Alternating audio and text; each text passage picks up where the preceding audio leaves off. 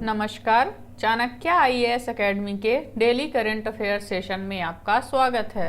आज है 28 अगस्त और 28 अगस्त से जितने भी महत्वपूर्ण प्रश्न बनते हैं हम उन पर चर्चा करेंगे। हमारा आज का पहला प्रश्न है, हाल ही में प्रधानमंत्री नरेंद्र मोदी जी को किस देश के the grand cross of the order of honour से सम्मानित किया गया है?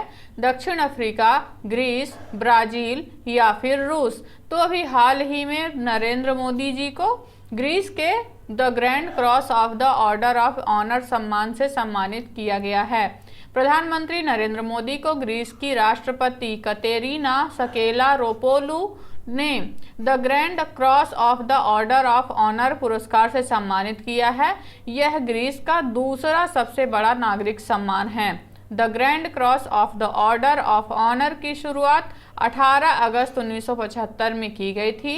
इस पुरस्कार से प्रधानमंत्रियों और प्रतिष्ठित गणमान्यों को सम्मानित किया जाता है जिन्होंने ग्रीस को किन्हीं विशिष्ट स्थितियों में आगे बढ़ने में मदद की है। हमारा आज का अगला प्रश्न देखेंगे, हाल ही में आयोजित राष्ट्रीय स्मार्ट सिटी पुरस्कार 2022 किस शहर ने जीता है? जयपुर, तमिलनाडु, इंदौर या फिर इनमें से कोई नहीं? तो अभी हाल ही में राष्ट्रीय स्मार्ट सिटी पुरस्कार 2022 इंदौर शहर ने जीता है। आवास और शहरी मामलों के मंत्रालय ने इंदौर को राष्ट्रीय स्मार्ट सिटी पुरस्कार 2022 प्रदान करने की घोषणा की है, जबकि एमपी राज्य को राज्य पुरस्कार और चंडीगढ़ को यूटी पुरस्कार मिला है, यानी यूनियन टेरिटरी पुरस्कार, जिसका उद्देश्य स्मार्ट समाधान के अनुप्रयोग के माध्यम से अपने नागरिकों को मुख्य बुनियादी ढांचा, स्वच्छ वातावरण और जीवन की सम्य गुणवत्ता प्रदान करना है। हमारा आज का अगला प्रश्न देखेंगे, हाल ही में प्रधानमंत्री नरेंद्र मोदी ने किस दिन को प्रतिवर्ष राष्ट्रीय अंतरिक्ष दिवस के रूप में मनाने की घोषणा की है? 14 जुलाई, 17 अगस्त, 23 अगस्त या फिर इनमें से कोई नहीं? तो अभी हाल ही में प्रधानमंत्री द्वारा घोषित है कि 23 अगस्त को प्रतिवर्ष राष्ट्रीय अंतरिक्ष दिवस के रूप में मनाया जाएगा। प्रधानमंत्री ने घोषणा की है कि 23 अगस्त को राष्ट्रीय अंतरिक्ष दिवस के रूप में मनाया जाएगा। इसी दिन इसरो के चंद्रयान मिशन ने चंद्रमा के दक्षिणी ध्रुव के पास उतरकर इतिहास रचा है। इस दिन हमारी वैज्ञानिक और तकनीकी प्रगति का जश्न मनाया जाएगा।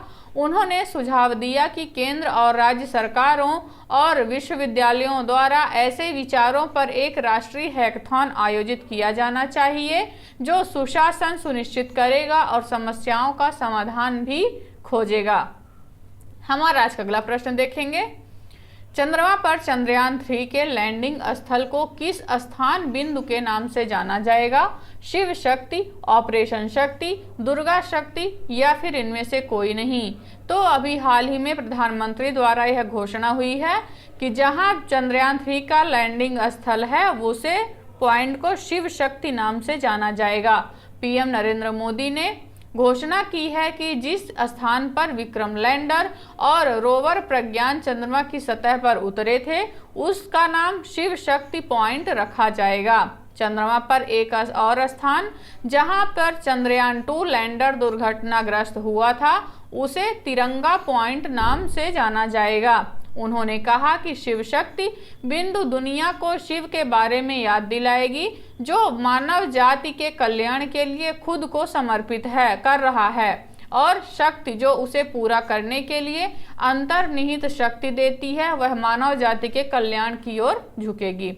हमारा आज का अगला प्रश्न देखेंगे, हाल ही में लिखित पुस्तक pitch side my life in Indian cricket beyond boundary ली के लेखक कौन हैं?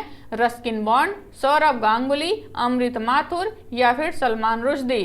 तो अभी हाल ही में लिखित पुस्तक के लेखक हैं अमृत माथुर। अनुभवी क्रिकेट प्रशासक अमृत माथुर द्वारा लिखित पुस्तक pitch side my life in Indian cricket भारतीय क्रिकेट के महत्वपूर्ण क्षणों के ज्वलंत और व्यक्तिगत आख्यानों को प्रस्तुत करती है। उपाख्यानों, घटनाओं और मैचों के माध्यम से वह खेल और उसके खिलाड़ियों को करीब से देखने के 30 से अधिक वर्षों की अवधि में प्राप्त अंदरूनी दृष्टिकोण प्रदान करता है। क्रिकेट प्रशासक के रूप में अनुभव के साथ उन्होंने 1992 के दक्षिण अफ्रीका के ऐतिहासिक दौरे के दौरान भारतीय टीम का उल्लेखनीय प्रबंधन भी किया है। हमारा आज का अगला प्रश्न देखेंगे। हाल ही में किस बैंक ने सामाजिक सुरक्षा योजनाओं के लिए आधार आधारित नामांकन शुरू किया है? आरबीआई, एसबीआई, एचडीएफसी बैंक या फिर केनरा बैंक?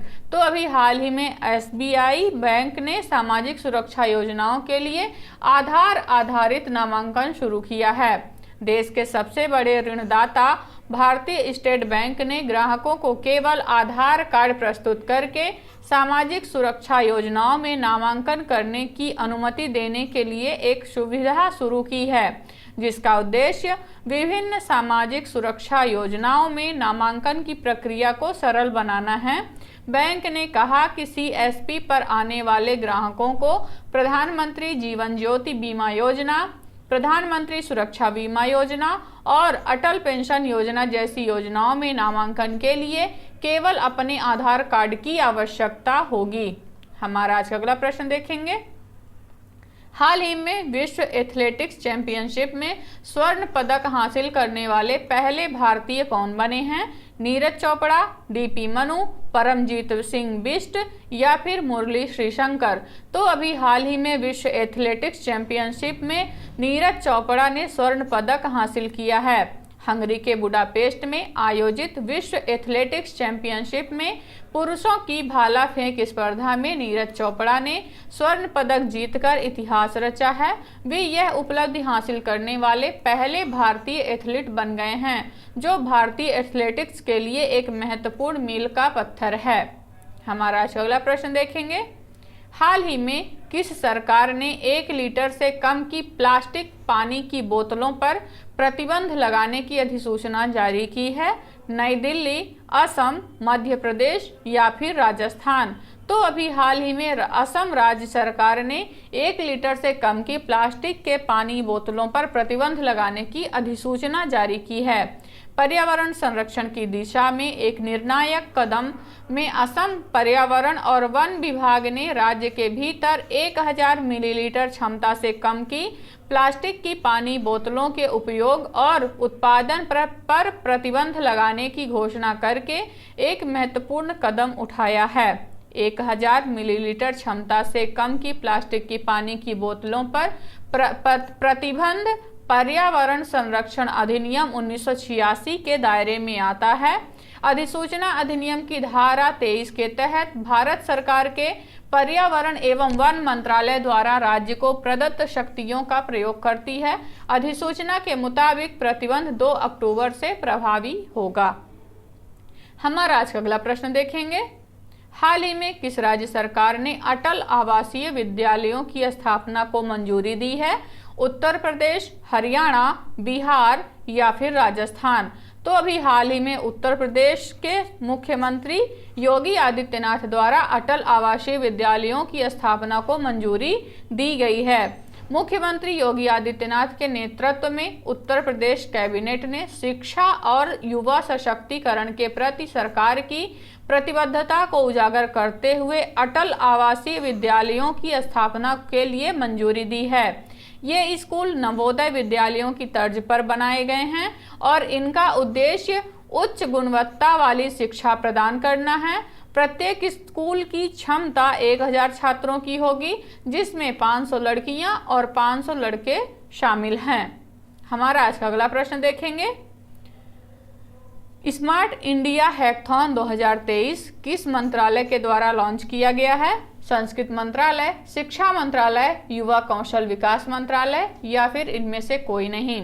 तो अभी हाल ही में स्मार्ट इंडिया हैकाथॉन 2023 का 6ठा संस्करण होना है, जिसे शिक्षा मंत्रालय द्वारा लॉन्च किया गया था। नवाचार को बढ़ावा देने और सहयोगात्मक समस्या समाधान की दिशा में कदम बढ़ाते हुए शिक्षा मंत्रालय के इनोवेशन सेल और अखिल भारतीय तकनीकी शिक्षा परिषद ने स्मार्ट इंडिया हैकाथॉन 2023 के बहुप्रतीक्षित 6ठे संस्करण का अनावरण किया है। स्मार्ट इंडिया हैकथॉन एक उल्लेखनीय मंच के रूप में कार्य करता है जो विभिन्न सरकारी संस्थाओं और मंत्रालयों द्वारा सामना की जाने वाली व्यावहारिक बाधाओं के साथ भारत के युवा दिमाग की प्रतिभा को एकजुट करता है। तो ये रहे आज के हमारे कुछ महत्वपूर्ण प्रश्न। आशा करते हैं चाणक्य आईएएस एकेडमी द्वारा चलाया जा रहा करंट अफेयर सेशन आपको पसंद आ रहा होगा। हमारे ऐसे और भी कंटेंट से जुड़ने के लिए चैनल को सब्सक्राइब करें और बेल आइकन दबाना ना भूलें। धन्यवाद।